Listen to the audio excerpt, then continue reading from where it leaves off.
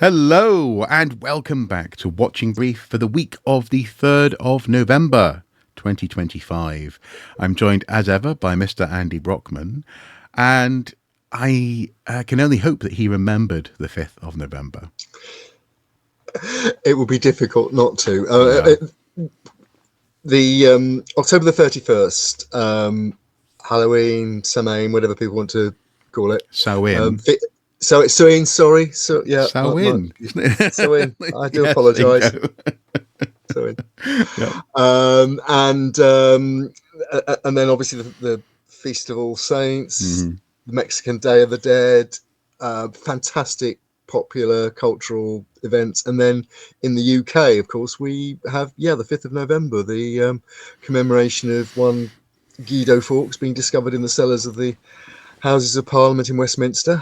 With a large number of barrels of gunpowder. There's a joke that does the rounds every so often that he was the only person that ever went into Parliament with good intentions. Yeah.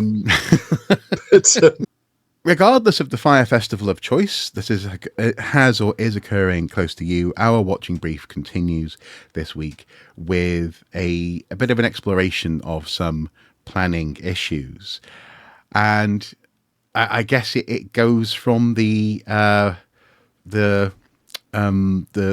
parochial to the completely unbelievably egregious in terms of its scope. This episode. Shall we start with the completely barking mad, unbelievably egregious? Yeah. Go ahead. Yeah. No, the planning is a bit of a theme, I guess, this month, and it's sort of coincidental. But it started off really with, I think, one heritage building conservation story which has gone viral across the whole planet, and that is the demolition of the east wing of the White House to be replaced by a ballroom which has seemed to have grown like Topsy. And it's now apparently said to seat up to 999 people. Presumably somebody left banging on the door outside to make it the full 1,000. Yeah, that's a good point, actually. What about the plus ones? Yes, you're going to be one person short by definition. Absolutely. Taking it, if people remember the story of the coronation of King George IV, he was estranged from his wife, Caroline of Brunswick, and she supposedly beat on the barred doors of Westminster Abbey trying to get into the coronation. I'm just wondering, whenever Trump gets to inaugurate this ballroom before the end, if it's supposed to be finished before the end of his presidential term, whether we might have Melania bashing on the door to get in. I doubt it. I think you should be quite happy in New York. Yeah. But no, I mean the serious point behind it really has become self-satirizing. I notice now a lot of American commentators, to try and wind up the president and his supporters, are calling it the Epstein Memorial Ballroom. Trump has had to deny to the White House press corps that it's going to be named after him. I am willing to put one shiny pound on the fact that it will be named after him. I have a pound coin just here. Just pick it up. The shiny pound. I'll keep it. And if it's not named after him, then that pound is going straight to a charity of your choice, Andy. Look, no, I mean the serious point, I guess. New viewer start here. But basically, the east wing of the White House. I mean, the White House itself was built in the 1790s. The original White House was built in the 1790s as just a house for the president, and it was meant to be relatively low key. Compared to European palaces like Versailles, it was meant to show the no more kings of the American. That the president was the first citizen, and so it wasn't incredibly ostentatious. It's actually relatively small, and that's been a problem as government has become more complex. And wings were added The West Wing famously is where a lot of the administration works. People remember the TV series. The White House itself, which has the Oval Office and the Lincoln bathroom, the Lincoln bedroom, and and so on, is where guests stay. And then the East Wing was built in 1902. It has been changed. Well, it's been completely changed now, and that it no longer exists. But we'll come to that. But it was changed through the 20th century. In the Second World War, a hardened bunker was built in the basement underneath the East Wing for the use of President Roosevelt, and in fact, it was used as recently as the George Floyd riots in Trump's first term. The president sequestered himself down there. Dick Cheney, who died this week, was taken there during 9/11. Right. And so, and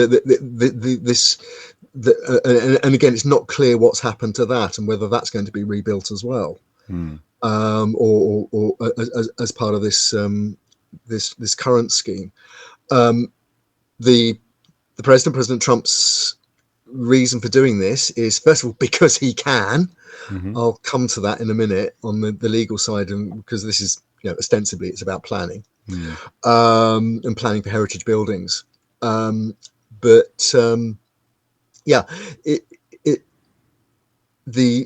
the reason for it is it's a national showcase for major dinners and so on, for visiting world leaders. At the moment, they have to do it in a tent on the White House lawn, and that is not that's not fitting for the world's leading superpower.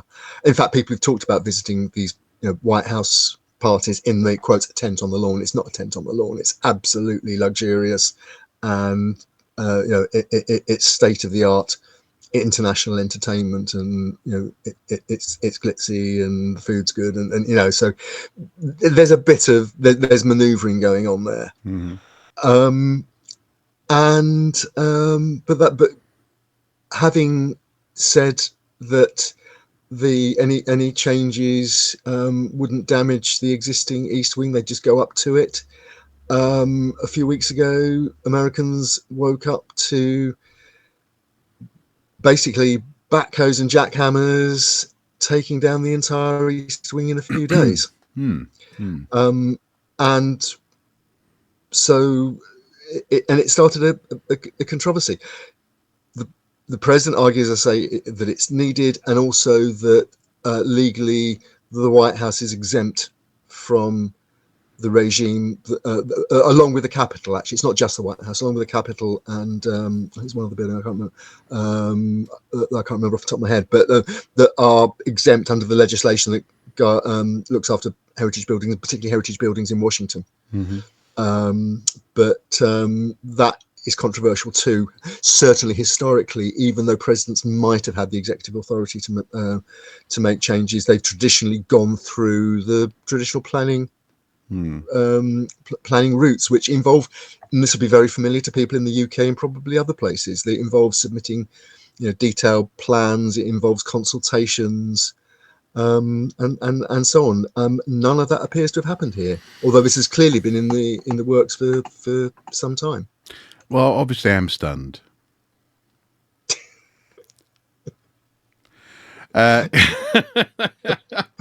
I'm so surprised that this has happened under this administration. I'm so surprised that this is their attitude.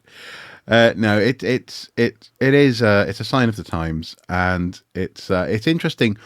Some of the commentary I've seen from friends online has been quite entertaining from a sort of historical perspective.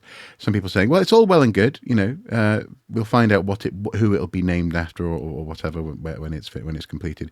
But the key question is, does it burn well?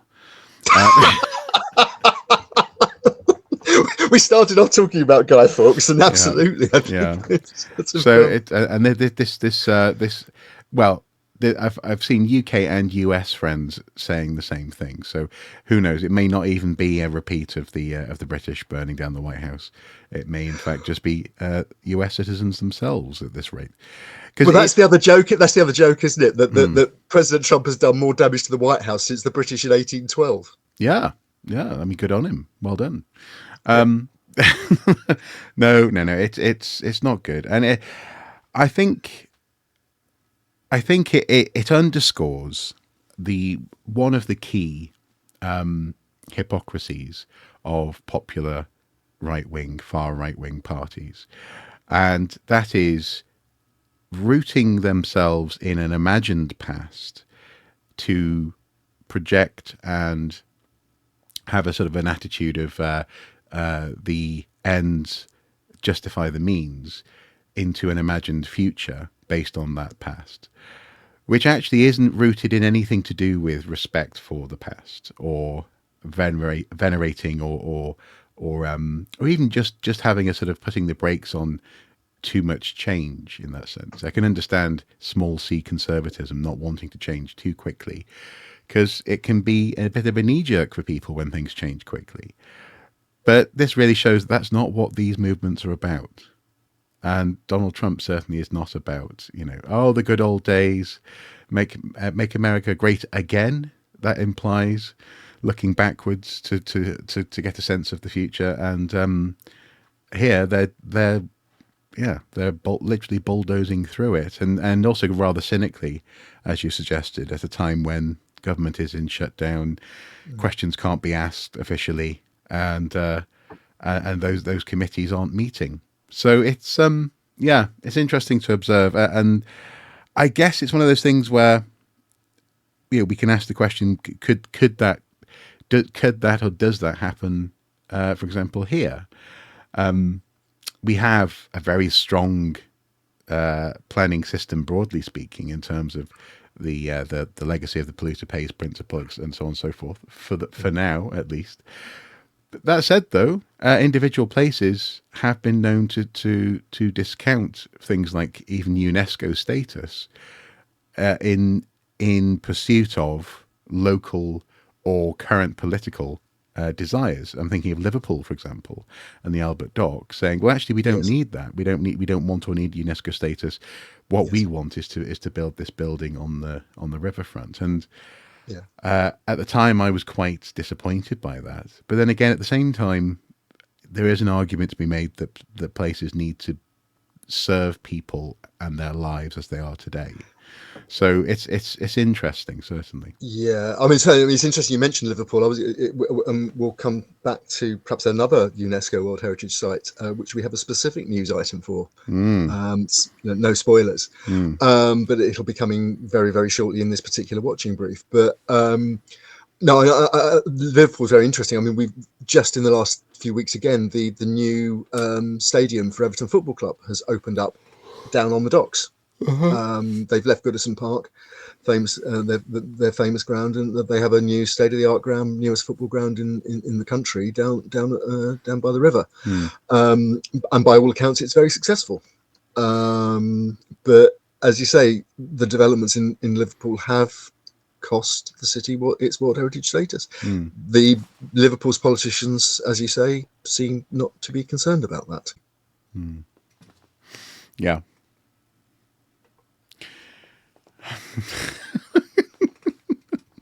So what other news are we looking at then this week?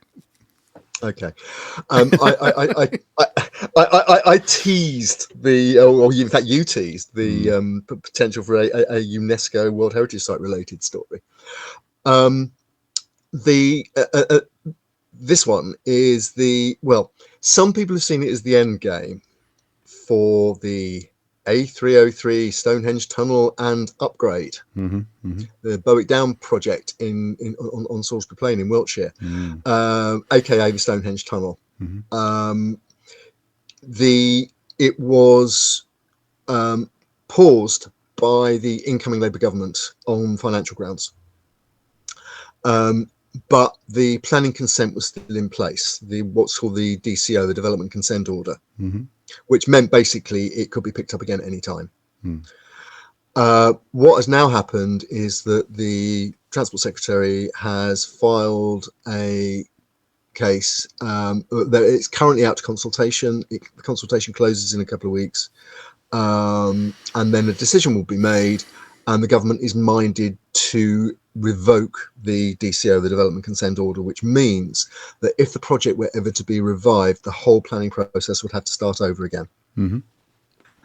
Effectively, it would mean no Stonehenge tunnel for a decade or more. Yeah, probably. Yeah. Now, obviously, this has been highly controversial. Wiltshire County Council has been highly critical of the plan.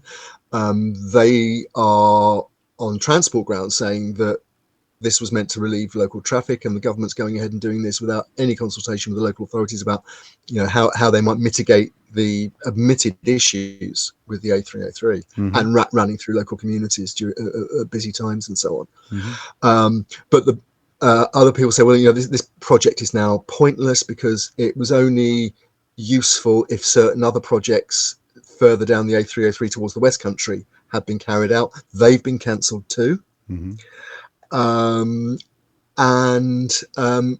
One source I've spoken to privately suggested that the government cancelled the project on the publicly acknowledged costs, which is something like 1.6 billion, I think it was. They think that what the government discovered when it went in to look at the books was that far from costing that amount, there was at least another billion on top of that, and maybe more. Yeah. So the project basically was running way over budget. Transport projects have a habit of running way over budget. And even in its original form, the National Audit Office said it was very poor value for money. So to misquote our druid friend, King Arthur Pendragon, this never was, never has, and never will be about archaeology. Correct.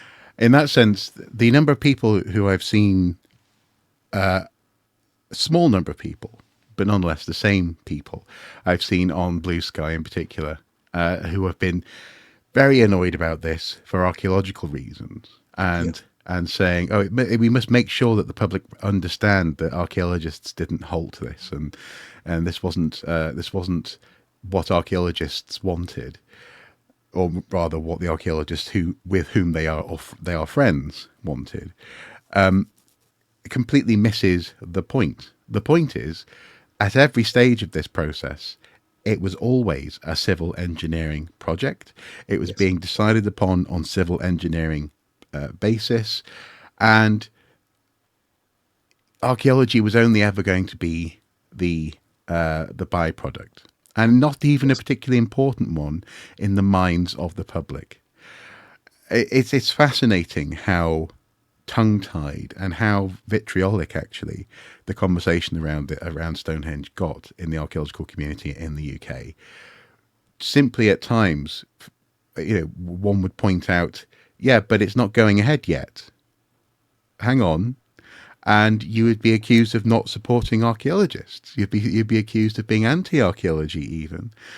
I know that, I'm not sure that presumably we can't say or name names, but we know that people were even being forcibly approached about this, if not harassed about this, by archaeologists as well. So it got ugly. It got ugly on both sides. People like you're thinking of Tom Holland and Michael Wood, who were very active on the anti-tunnel. That's it. The argument. For some reason, I always draw a blank with Tom Holland because I think of Spider-Man. People on that side of the campaign at times made headline-grabbing and sometimes unfortunate comparisons. For example, comparing archaeologists to being carrion crows following the dead around on a battlefield. That said, though, if all archaeologists could talk about was the fact that we get some good archaeology out of this, that is kind of pursuing the side effects of a simple civil engineering Can project. Can I be really brutal on this, actually? Yeah. Because I think one of the things, yes, there were issues on the anti side. There was a lack of understanding of what developer funded archaeology is and does, Yeah. and the idea of carrion crows and so on. But it is absolutely undeniable that the British developer funded archaeological sector would have done very well out of this to reputedly, in terms of a published figure, the tune of 35 million quid in terms of overall investment in archaeological mitigation.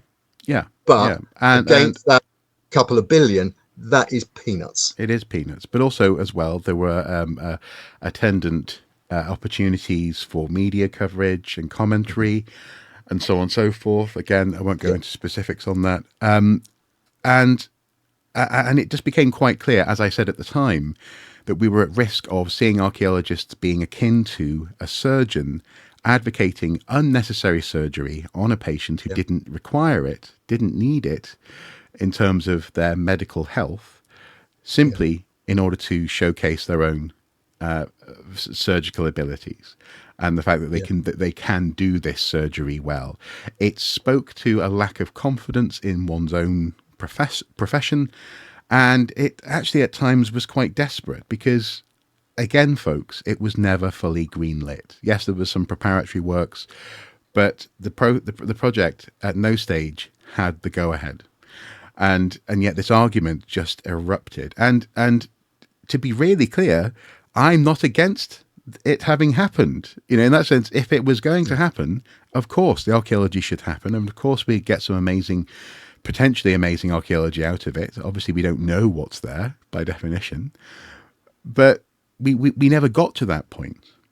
And the fact that especially the open letter that was anonymously signed, the public open letter, was pushed so hard by so many people in Archaeology UK, is disappointing, because I think it shows a certain amount of legal illiteracy at best, I suppose. And at worst, it showed a complete abandonment of actual best practice. And that is, as far as I'm concerned, preservation in situ. Preservation in situ and accepting international standards that you've signed up to, like the UNESCO World Heritage status. Yeah. Which was seen by some of the archaeologists on the pro tunnel side as a sort of an impediment to their work. And I need to put my cards on the table as well, like you. If the project had gone ahead, I have absolutely no doubt the archaeology done would have been the best that was possible under the circumstances. Well, of course it would. That's my point. But was that ever in doubt?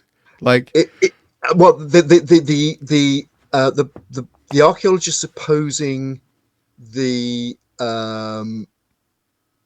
campaign to not to build the tunnel. I suggested it wasn't necessarily fully funded in the way it might be. That's it. Right, okay. But there were accusations that the campaign was anti-archaeology. It wasn't. There were very senior archaeologists involved in the campaign. What was picked up were very unfortunate, and again, I think the people involved in for example, the Stonehenge Alliance, they admit that, for example, somebody liking I think it was a post on Twitter by a member of the sort of blood and soil far right attacking the tunnel campaign as attacking our sacred landscape, was at the very least unfortunate. But then it's the kind of thing that happens. We see politicians do it all the time, and we were dealing there with amateur people who cared about the environment. But also supposedly archaeologists are a bunch of people who care about stakeholders, so-called, care about people who have opinions about the places where they work. And the open letter actively dismissed those potential stakeholders. Absolutely. So, again, I'm not against the project. I'm not against the fact that archaeology would have been done to a high standard, and it could have been fascinating.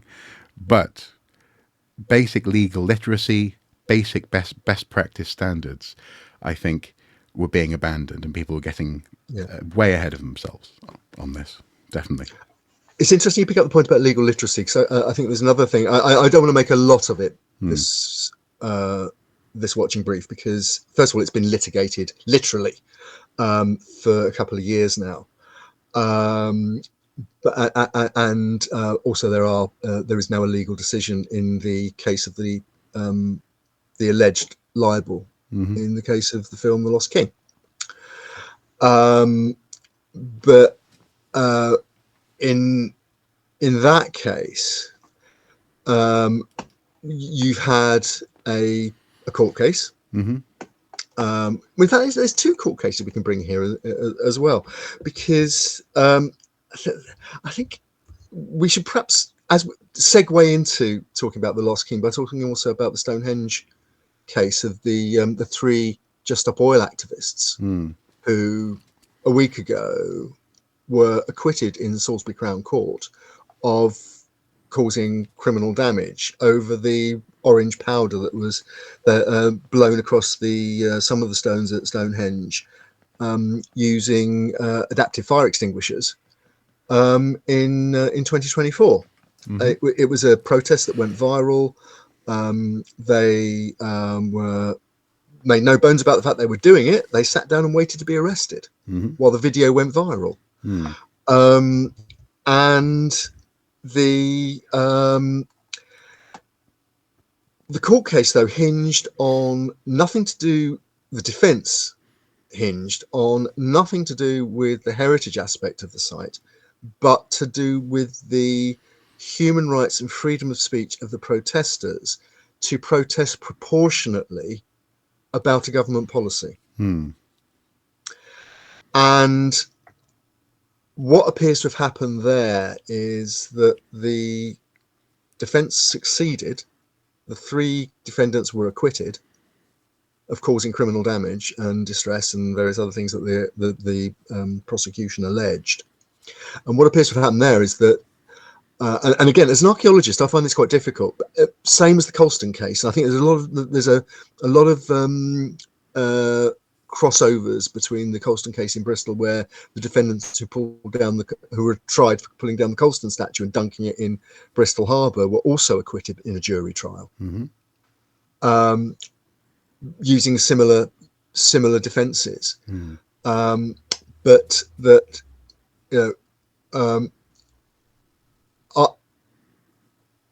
in the case of Stonehenge in particular, you have this iconic monument, World Heritage Site. They blew orange powder across it. They got given very stiff charges that went to a Crown Court rather than just dealing with in the Magistrates' Court. And it looks as though the authorities set out to make an example of them. Just Stop Oil have been the target of a lot of initiatives from the Home Office, to the extent that, for example, the charges that were brought for Just Stop Oil activists who sat on gantries over the M25, brought the M25 to a halt, or sat on the Dartford Bridge and brought that to a halt, they got prison sentences of several years. And I think that's what the prosecuting authorities were looking for in this case too. They wanted to shut down that kind of protest by making an example of the defendants, pour encourager les autres. But I think what came out in the trial and all the accounts I've read of it were that it hinged, yes, on the human rights issue, but also proportionality. It came out in the trial that the cleanup of the stones at Stonehenge cost £620. That will buy you one of those lawyers probably for an hour or so. Yeah, or maybe two guidebooks.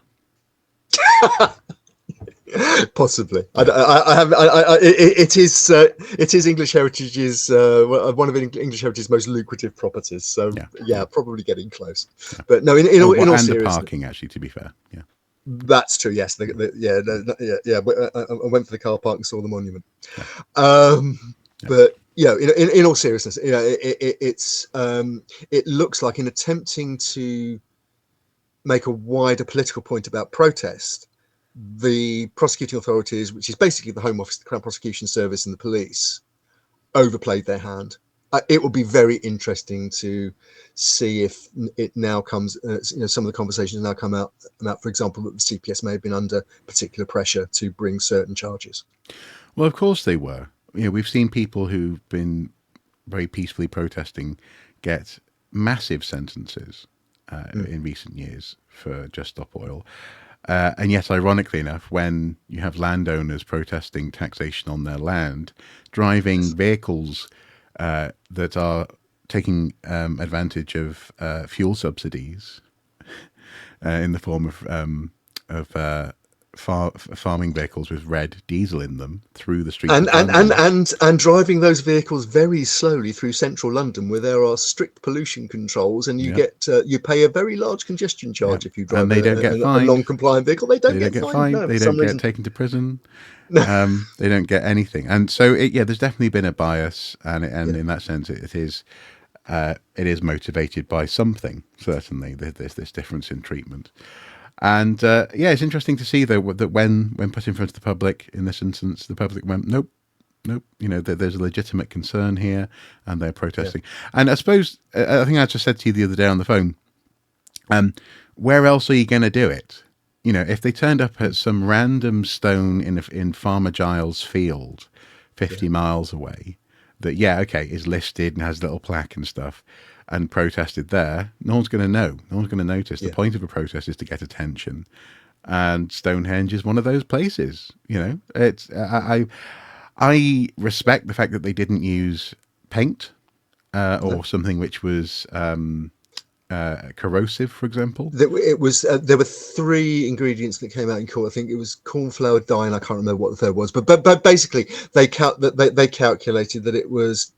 It would not cause damage, and it was completely. It was instantly, easily reversible. And in fact, I think that the fact that Historic England spent, English Heritage spent, 620 quid to clean it up, suggests that maybe they were right. There were suggestions. Oh, if it had rained, it might have turned into a paste and damaged the lichen and so on. But it was washed off. One of my favorite headlines was that it came out in court that the protesters drove in a non-electric vehicle to the site, and it's just like, oh, fuck off, come on. Which belonged, I think, if I remember rightly, belonged to one of the defendant's grandmothers. Exactly. And this idea of oh, I see, you're protesting something about society, but you are a member of society, eh? Ooh, got ya. Yeah. And it's just like, no. I mean, that's the point. They're protesting the fact that it's not easy to live and not cause damage via vehicles like that in this country. Can I pick up that member of society thing? So I think that's the point in discussing this I'd like to leave our viewer with. And I'm in the process of I'm about to launch a new Substack, folks. Oh, brilliant! Later, but the first article's about this and the other case that we're about to talk about, the Lost King.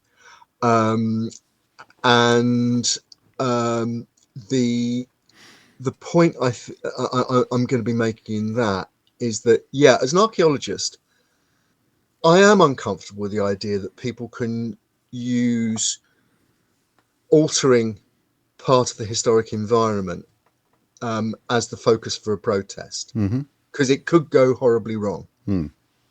Some people would argue it did go horribly wrong in the Colston case. The statue was ripped from its pedestal. It was daubed in paint and slogans, dunked in the harbour. But I think I take the view that archaeology is too important. Two things. First of all, archaeology is possibly, on some occasions, like medical ethics and things like that, they should sometimes be seen as too important just for archaeologists to make the decisions over. And I think if a community... Hang on. Are you not supporting archaeological expertise there, Andy? Sounds to me like you don't have no faith in your colleagues. That's not very good. I have absolute faith in my colleagues when they act in good faith. Yeah.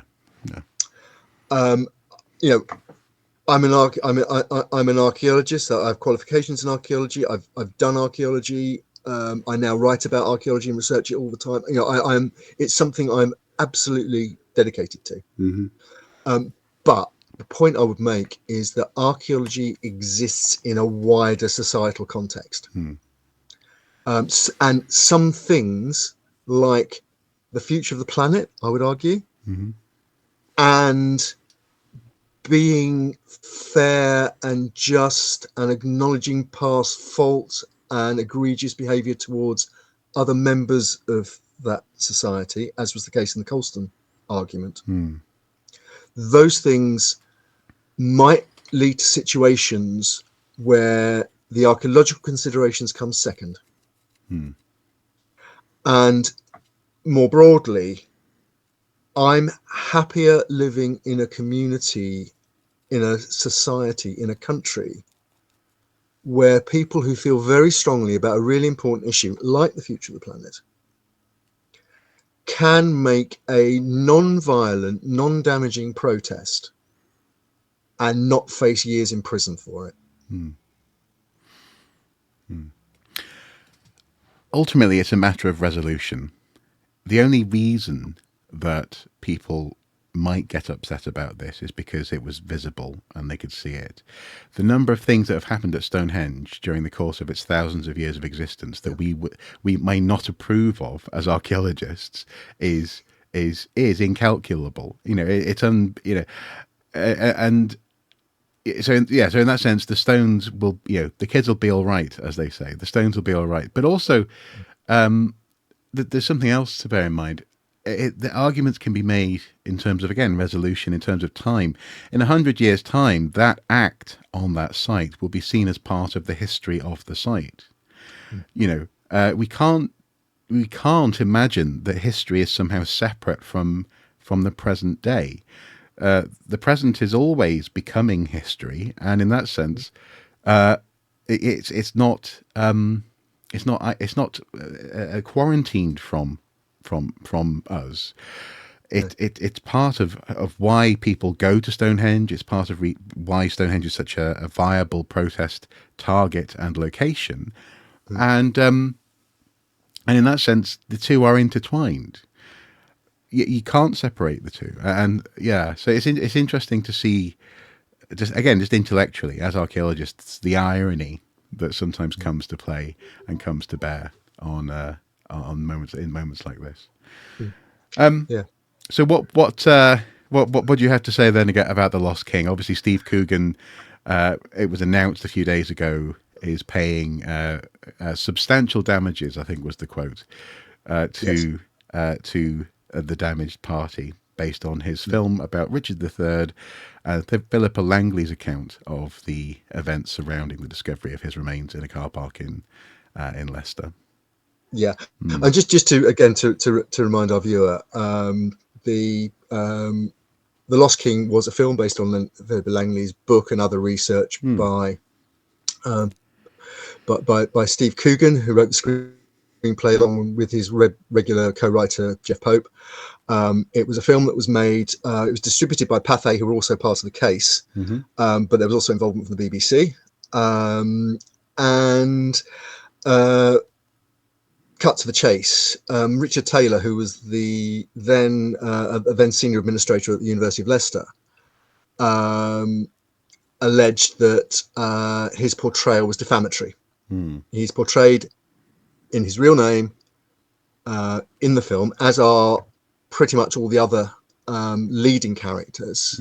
That they're given their real names, and it would be difficult not to do a film about the Richard III excavation without it, because everybody would know who was portrayed. When the leading archaeologist is portrayed, that is, is it Rich Buckley, isn't it? That osteologist is Joe Appleby.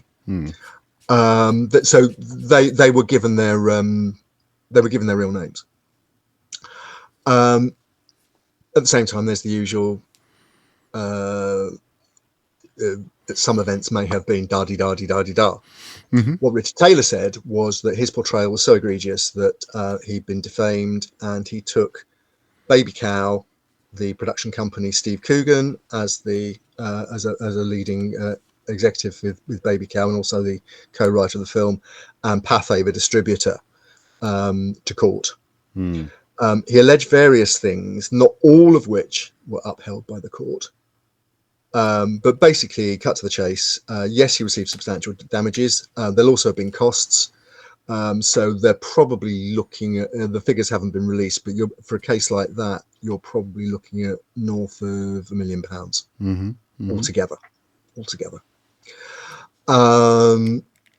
And that was being greeted by a number of people in archaeology world as a vindication for the criticism of the movie, that it belittled and sidelined the professionalism of the Leicester archaeologists who'd actually undertaken the excavation, using a substantial amount of money from Philip O. Langley, who had originated the project, and the Richard III Society, amongst others. So it's a complicated project.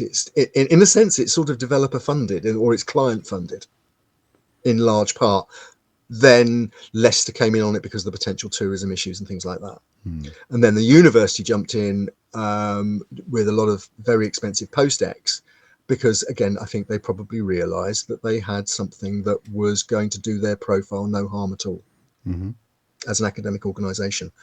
A very respected academic organisation, one that does very high quality archaeology. Right? So, and the argument was that, as I said, the archaeologists who'd undertaken the excavation were being sidelined, that a film that was supposed to be about a woman being again, victimized, her role being downplayed by this organisation of men, led by men,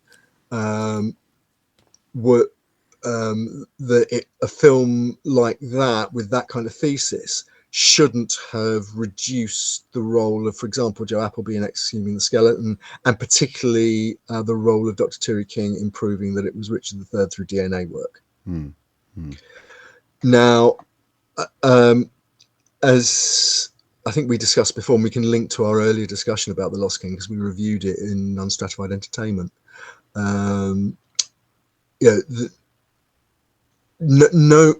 No film, and not even a drama documentary, can cover absolutely every aspect of an event. That's well known. Screenwriters make choices. But I get where you're going, and we've talked about. I think we touched on this in our review, which obviously we'll be linking below. Yeah. But isn't this kind of not the point, in so much as it wasn't the court case about a member of the administrative staff at the university feeling that they were hard done by, and the court finding that they were? Yes. This has nothing to do with the archaeology. Again, this is like Stonehenge in that sense. No, absolutely. That's the point I was going to make. The court case was not about the archaeology. The court case was about the way Richard Taylor's character was portrayed. Yeah.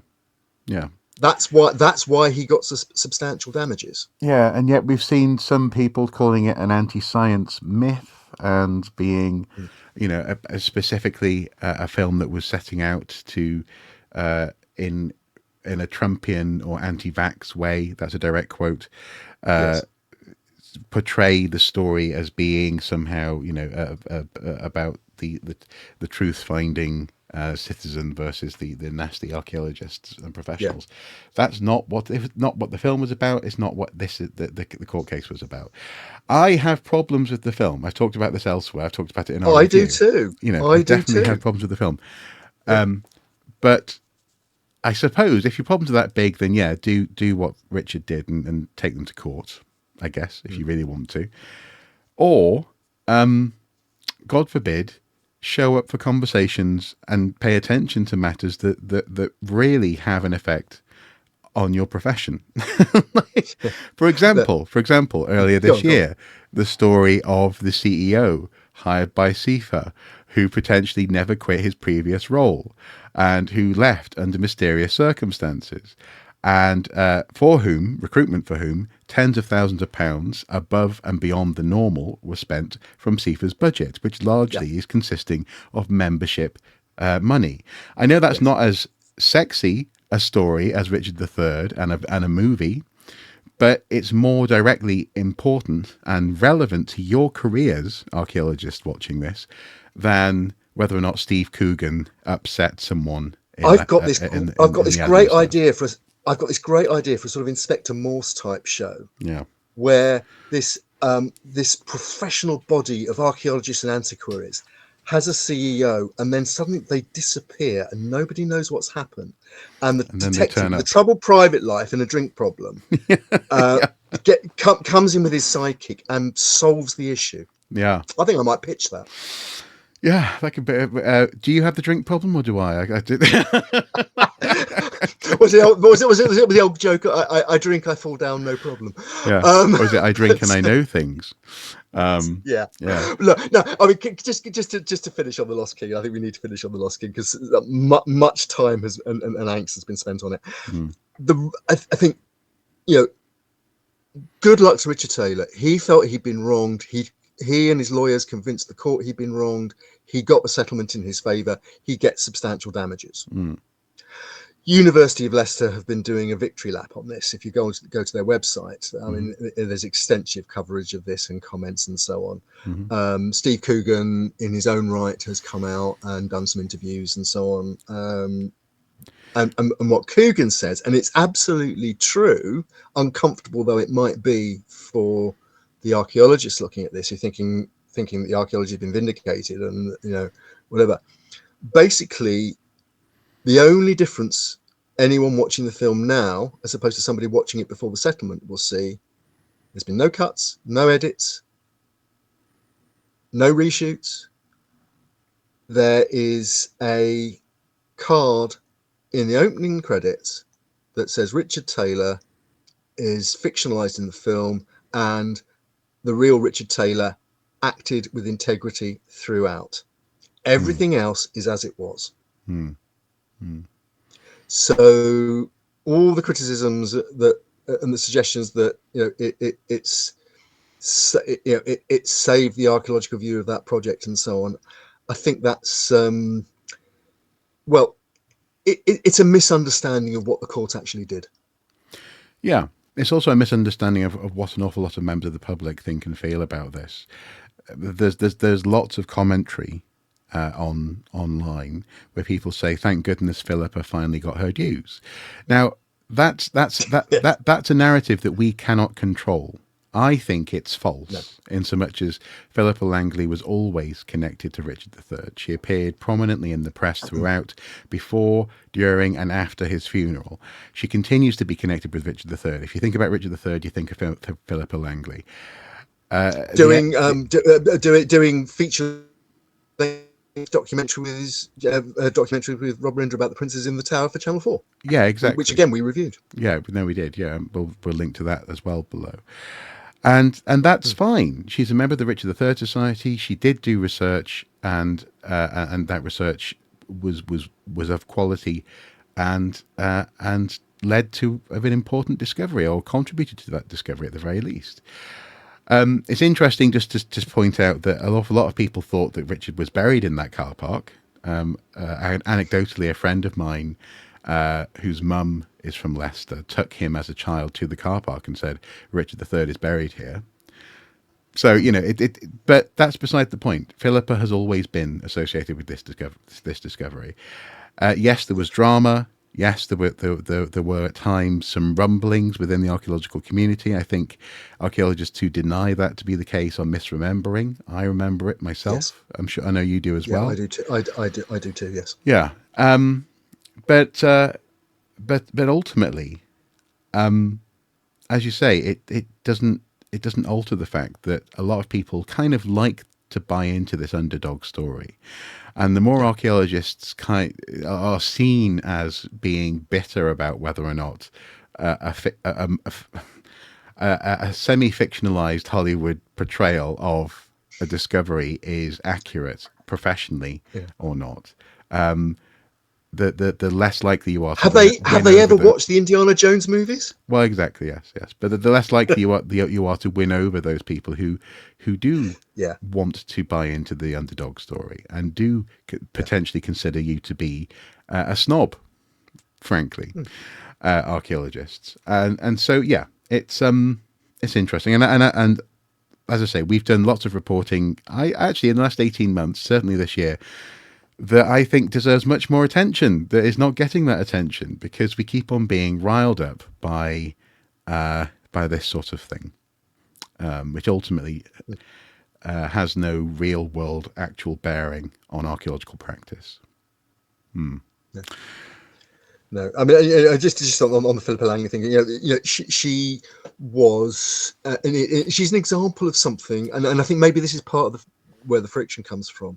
She's an example of a very long tradition in archaeology and antiquarianism, which is the knowledgeable amateur, somebody who's not trained in a particular field, but self-trains, and sometimes gets it wrong, and sometimes gets the etiquette wrong. And sometimes, and I mean, you mentioned your friend from Leicester was shown the car park, and it was well known that the church had been on that site, that Richard was supposedly buried there after Bosworth. The argument, and broadly speaking, where it was and where he was likely to have been buried if he had been buried there, the debate was for a long time. Was his tomb defiled? Was it defiled at the time of the Reformation? Did his bones end up in the River Soar? Clearly, we now know they didn't.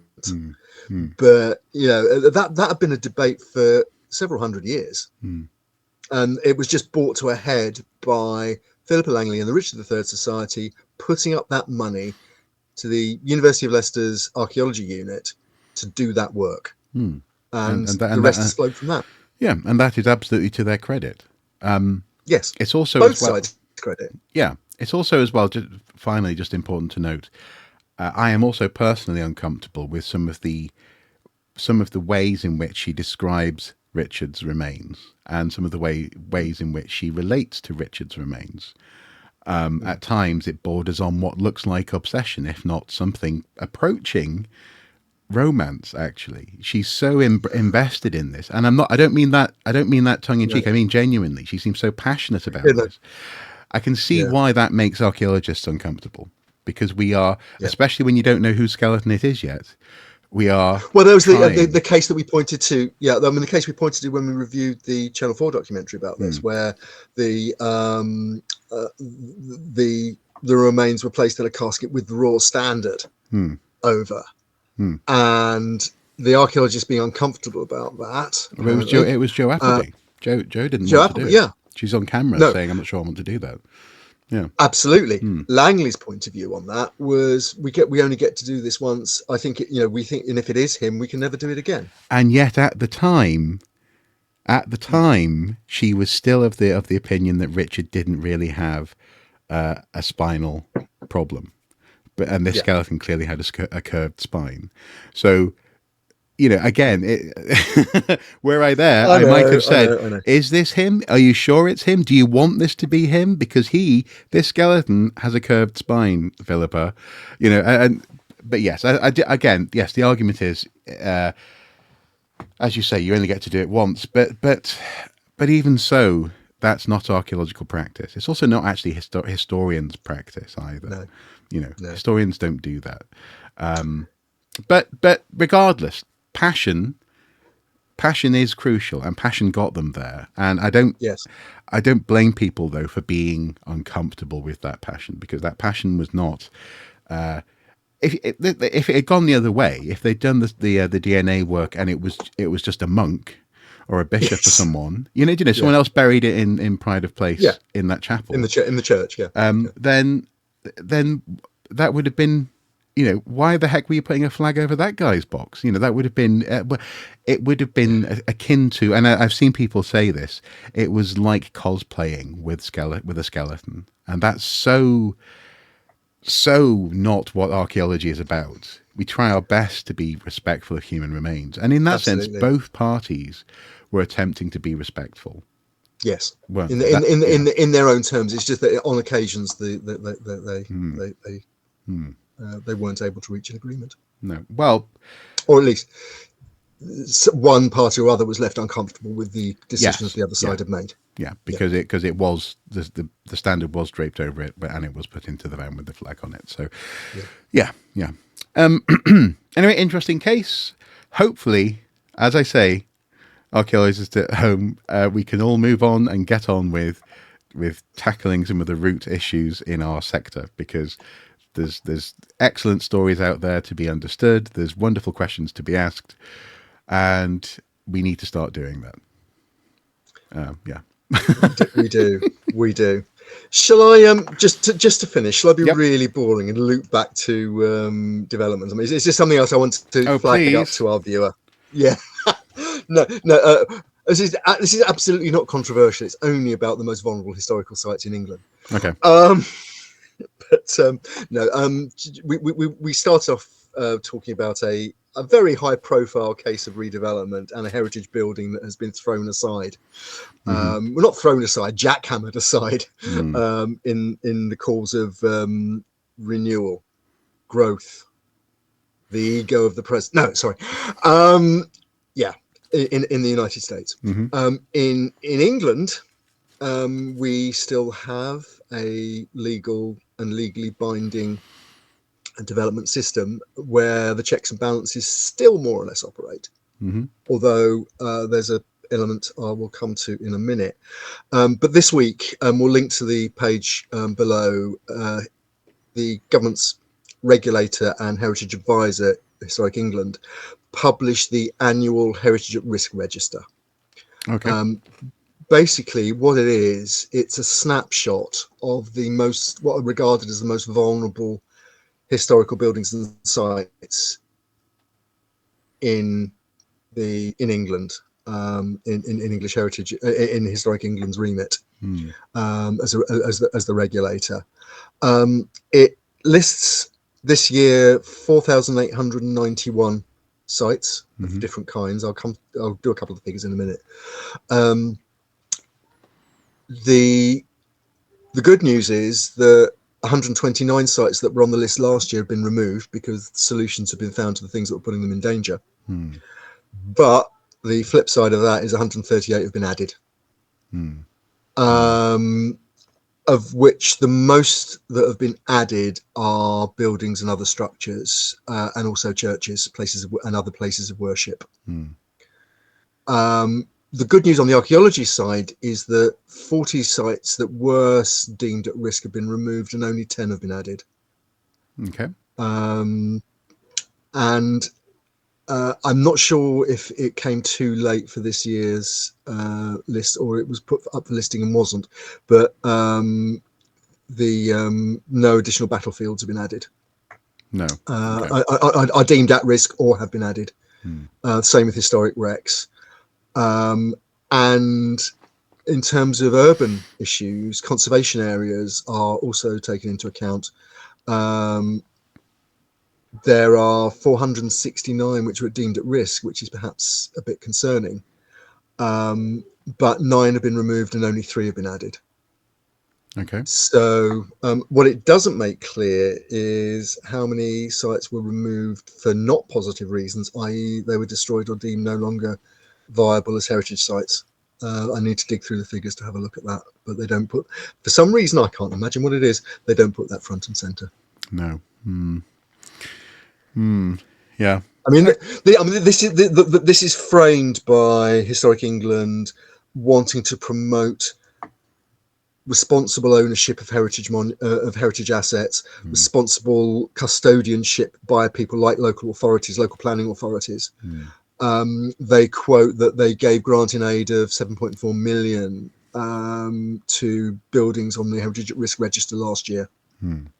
123 sites altogether. But then if you think about 123 sites out of 4,891, it's not a lot. No. So there's a big challenge here for everybody involved in our environment, basically.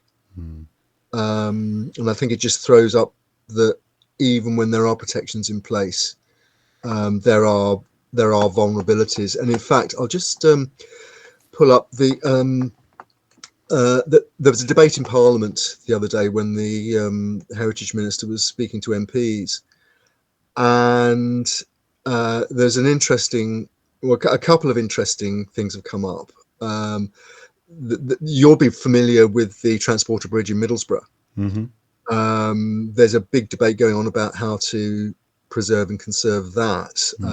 The local MP Andy MacDonald wrote a piece in Byline Times this week saying basically, there is a plan to repair it, put it back into operation, put it back in, to give it a future sustainable life.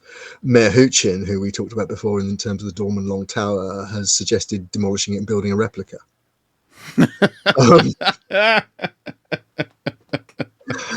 I'm making no comment about that.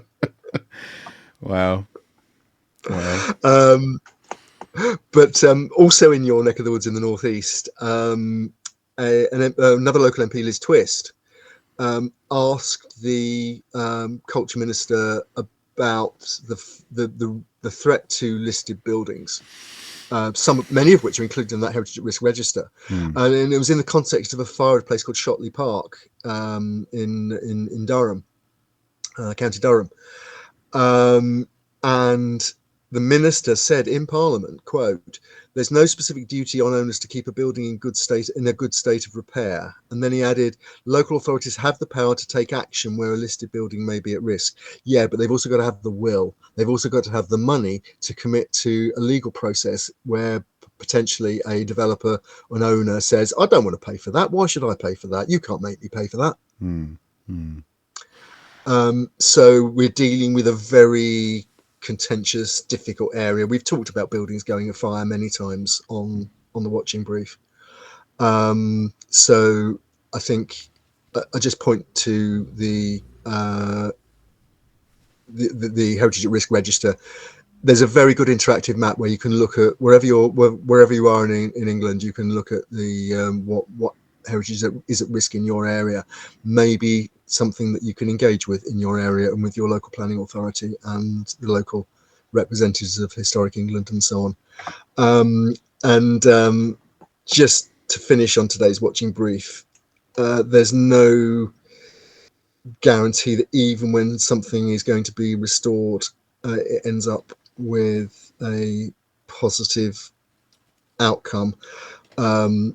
Earlier on this week, it made the news that the Torre dei Conti in Rome, which is a medieval tower which was being renovated, partially collapsed, injuring a number of workers. And there's a lot of viral video about that. We're dealing with a difficult, complicated, expensive area, but one where people, I think, really need to engage with. Yeah, absolutely. Well, folks, that has been this week's watching brief. It's been quite a lot. But I think quite a lot has happened since the last episode, so fair dues.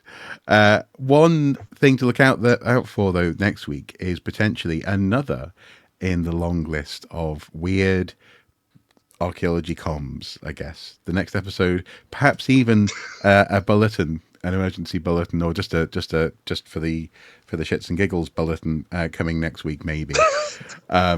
Because lessons continue to be required and they continue to be learned in the realm of archaeology public communications. I won't go any further with that, but Andy is following it up, aren't you? I am indeed. Can I make one last very quick point as well?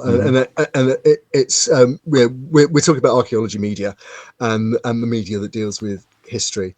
I just want to shout out to the late Peter Watkins, the director of The War Game, but also one of the best historical documentaries I think the BBC's ever produced, called Culloden. It's made in 1964.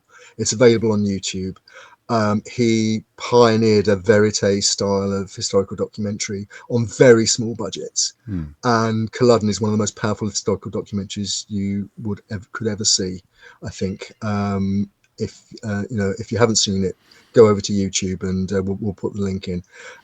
But in terms of historical storytelling, Peter Watkins was a phenomenal talent. So a quick shout out to him. And otherwise, please like, share, and subscribe to the watching brief, and we'll see you next time. Will do. Bye-bye. Bye-bye.